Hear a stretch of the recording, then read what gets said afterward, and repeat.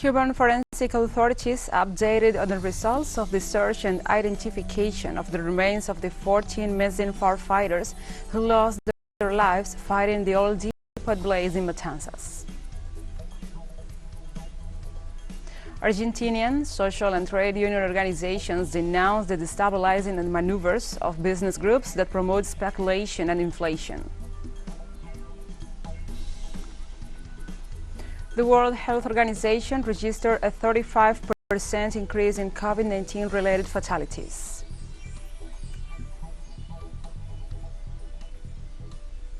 From the headquarters of TeleSUR English in Havana, Cuba, this is From the South. I'm your anchor, Gladys Quesada, and these are the news. Cuban forensic authorities report on Wednesday in a televised press conference about the results of the search and identification of the remains of the 14 missing firefighters who lost their lives fighting the old depot blaze in the city of Matanzas. The Doctor of Sciences and President of the Cuban Society of Forensic Medicine, Jorge González Pérez, informed that the expert work was intense and the protocol established for the extreme cases, as was the case of Matanzas, was fulfilled to the maximum degree. He explained that it was a fire of great proportions and that the expert work had been concentrated around Tank 51. González Pérez also said that it is estimated that in the center of the fire there were more than 1,000 or 2,000 degrees Celsius. These, he said, are extreme conditions that make it impossible to identify the firefighters.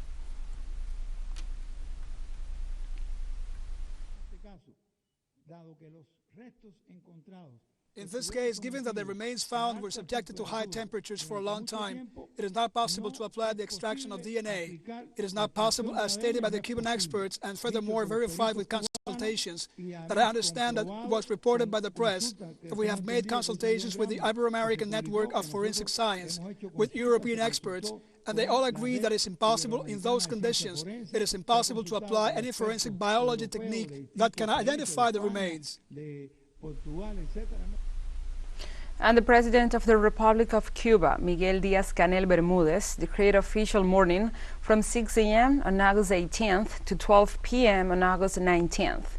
During the period of the official mourning, the flag of the Lone Star must be hoisted at half-mast in public buildings and military institutions. Meanwhile, funeral honors will be held for the fallen in the fire at the Matanzas supertanker base. The tribute will take place at the Museum of the Firefighters of the city of Matanzas from 10 a.m. in the morning until 5 p.m. in the afternoon of the same day.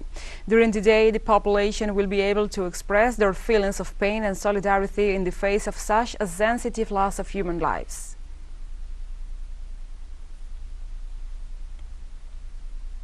We move on to other topics. In Uruguay, demonstrations by student movements continue in rejection of the educational reform declared by the national government.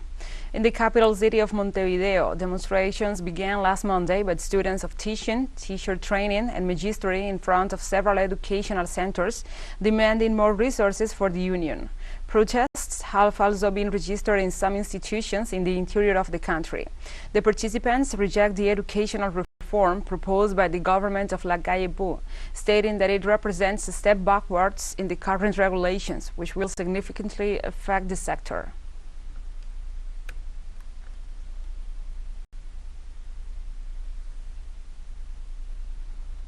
We're mobilizing and we are taking these measures because something more general than our institute, which is the educational reform that this government is putting forward.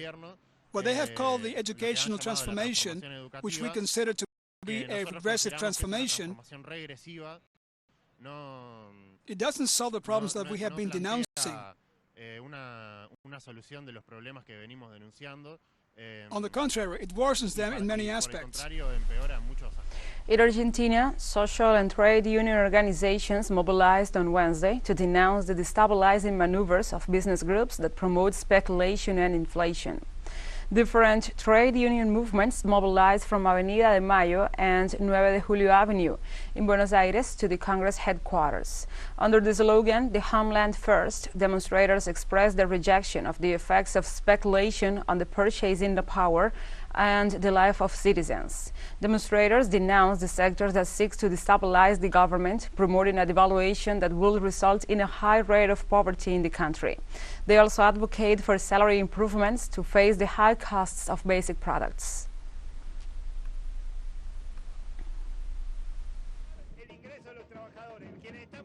Those of us who are here want our wages to reach the end of the month. We don't want to lose our purchasing power, and we are clear that it is in self-defense. This is a very clear dispute, and it is also a message for the government, which we are part of, so that they may lean on this popular mobilization and that we may find in the wish to find a stabilization of the macroeconomic variables, also the defense of the purchasing power of the workers' wages, and confront those who want to take away the income of those of us who live from our work. In Brazil, this Wednesday, presidential candidate Luiz Inácio Lula da Silva met business sectors ahead of the October 2nd election. In the meeting with business persons, Lula heard complaints about the level of indebtedness of close to 1 million micro and small business persons who were forced to close their doors due to the COVID-19 pandemic. In this sense, he indicated that he intends to create a ministry to deal with these issues with the affected companies. Lula also stated that he intends to return part of the government purchases to the small business persons and that the public banks will have to work to have special loan programs and the social function. This after a micro-entrepreneur denounced that pronoun created by the present government for loans to these companies has become unpayable.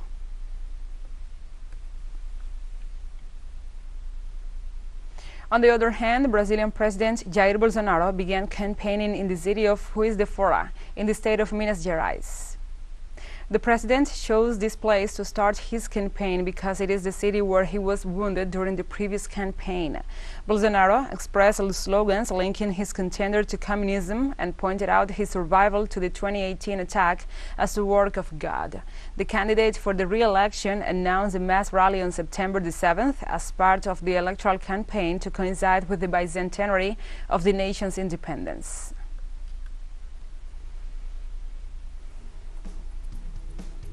We'll take a short break now. Join us again after this.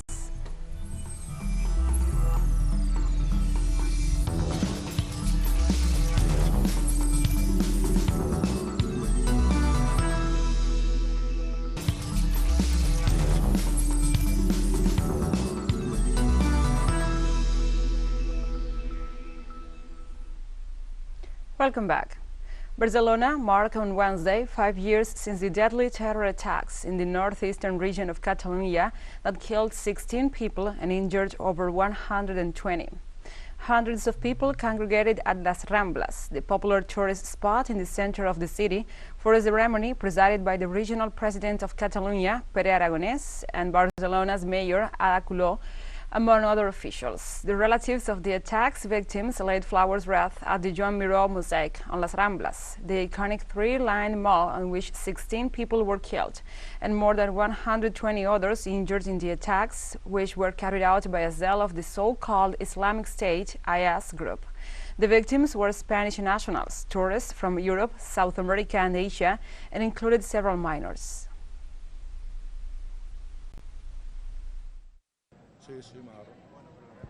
Yes, it grabbed me. It dragged me sideways, threw me over here. It lifted me up, and I felt against the glass with my neck and head. I had all this glass on my arm, on my head. I was performing. I was performing on the day of the attack.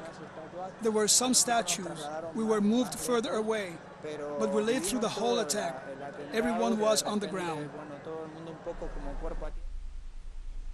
On Wednesday, NATO Secretary General Jens Stoltenberg calls on the leaders of Serbia and Kosovo to show restraint and avoid violence. Likewise, NATO will increase its peacekeeping force in Kosovo if there is an escalation of tensions with neighboring Serbia. The responsibility of all parties, particularly the officials from Belgrade and Pristina, to prevent escalation again. I call on all sides to show restraint and to avoid violence. NATO continues to monitor closely the situation on the ground. Our KFOR peacekeeping mission remains focused on its UN mandate. Should stability be jeopardized, KFOR stands ready to intervene. And the Consumer Price Index in the United Kingdom rose by 10.1% in the 12 months to July, hitting a fresh 4-year high, according to data published by the Office for National Statistics on Wednesday. The energy and food price hikes are believed to be the main factors pushing up the inflation. The Bank of England predicted that the inflation rate in the UK is expected to reach 13.3% in October this year. Earlier this month, Britain's central bank warned that the country economy will enter a recession from the fourth quarter of this year, saying that the latest rise in gas prices has led to another significant deterioration on the outlook for activity in the United Kingdom and the rest of Europe.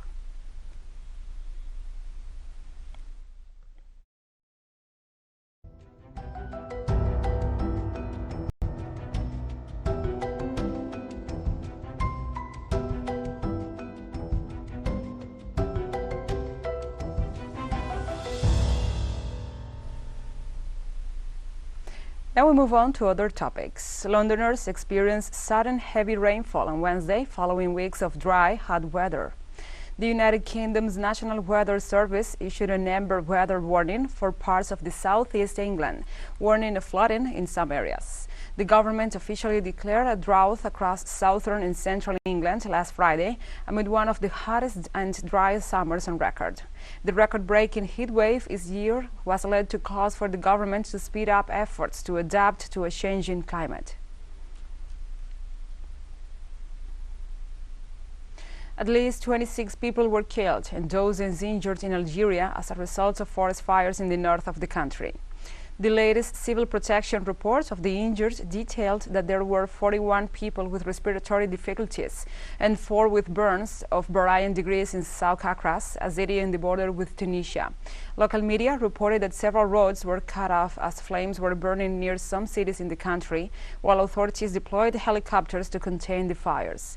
The media also reported that inhabitants fled their homes in South Akras, where some 350 inhabitants were evacuated due to the proximity of the blaze.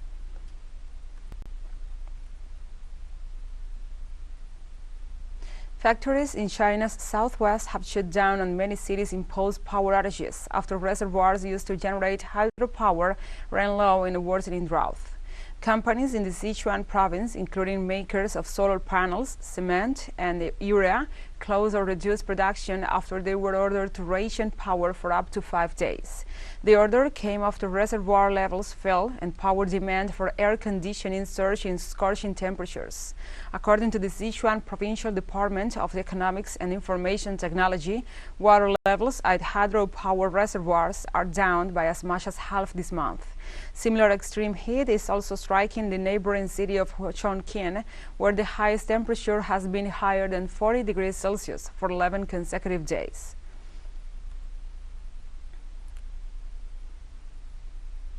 China has achieved rapid industrial development over the past decade with the emergence of a growing number of new industries and an increasing influx of high-level human resources. Since the 18th National Congress of the Communist Party of China in 2012, the central and western regions have braced for unprecedented development opportunities with the implementation of major strategies for regional development. Many cities in the regions register a rapid growth in both economic and human resources development. In the last 10 years, clusters of emerging industries, including equipment, manufacturing, and new energy, have been formed in these regions. The increasingly coordinated development of central and western China has kept generating driving forces for the Chinese economy.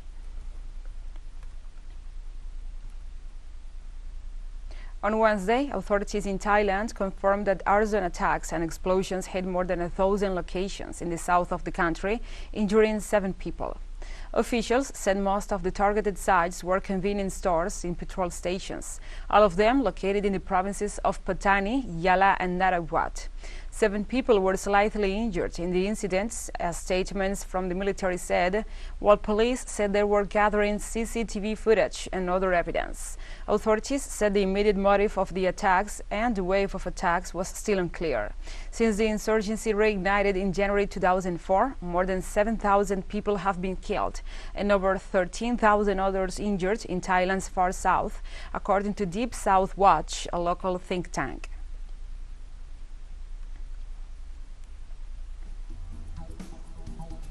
And we have more news coming up after a final short break, so stay with us.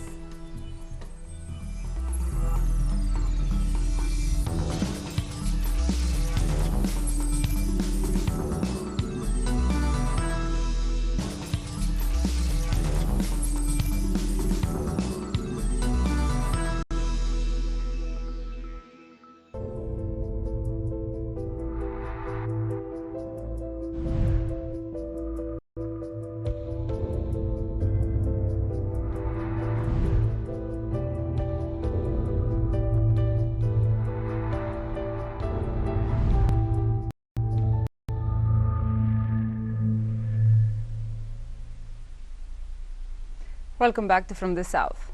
The World Health Organization has registered a 35% increase in deaths due to COVID-19. The director of the W.H.O, Tedros Adhanom Ghebreyesus, announced that in the last week, more than 15,000 people around the world have lost their lives due to the coronavirus. Authorities also informed that the dominant variant continues to be Omicron.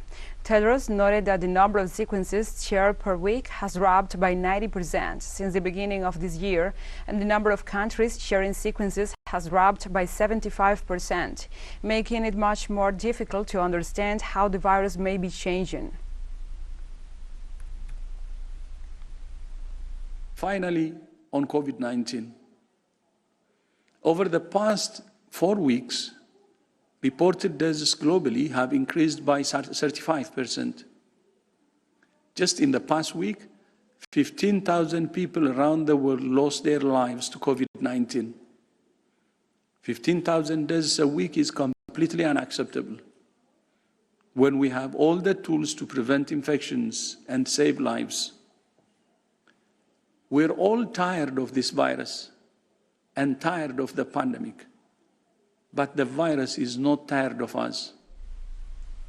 The World Food Programme's top official in Afghanistan confirmed that nearly half the population are facing food scarcity and 6 million are just one step away from famine. Mary-Ellen McCarthy stated that the South Asian country is the world's new hunger hotspot after a year of Taliban control following the United States military hasty withdrawal last summer. She also emphasized that many households have exhausted their mechanisms to feed themselves. The nation's humanitarian crisis is being compounded by restrictions imposed by the Taliban on activities allowed to women and girls.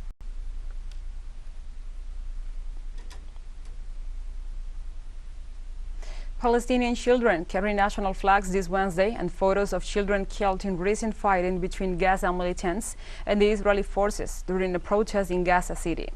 Israel and Palestinian militants in Gaza reached an Egyptian-brokered ceasefire agreement on August 7th that came into force and into effect after 3 days of exchanging rocket attacks and airstrikes that killed at least 44 Palestinians and wounded 360, according to the Palestinian Ministry of Health. It is time to provide international protection for civilians, especially children, says a human rights activist speaking at the memorial.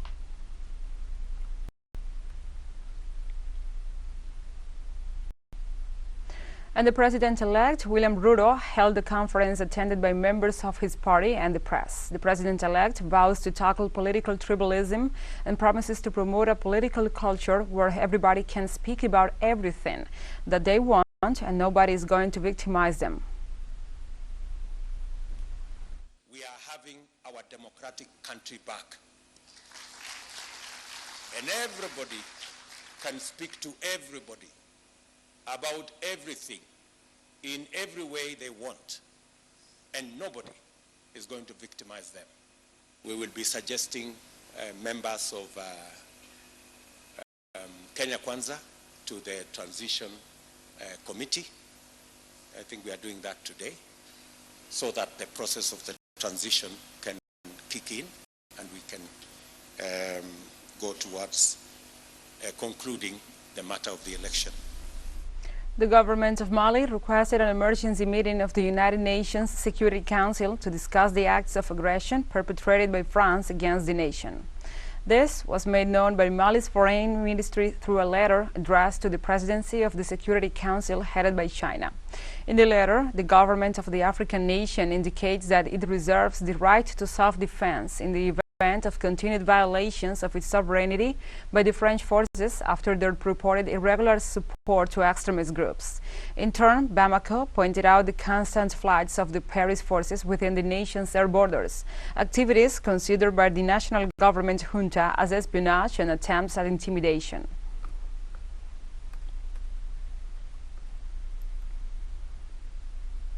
TeleSUR English continues to grow. Its signal now reaches Europe. You can order it from your cable dealer or tune it yourself. These parameters that you see on the screen are in place since July 1st. Quite soon, further changes will be implemented for the signals in the Middle East and Africa. Now, more than ever, the world connects to us, and our stories are heard in other farther away nations. This news multi-platform will continue providing truthful content to oppose the hegemonic media's narrative and our faithfulness to our audience.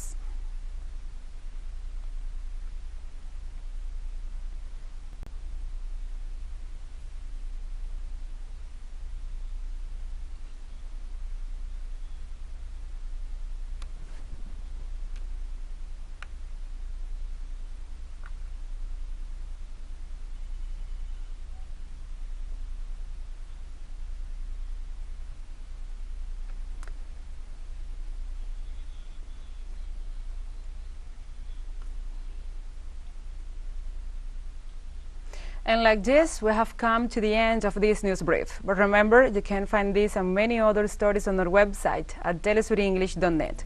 And also, if you feel so inclined, please join us on social media for all the latest news. We are on Facebook, Twitter, Instagram, and Telegram. For TeleSUR English, I'm your anchor, Gladys Quesada. Thank you for watching.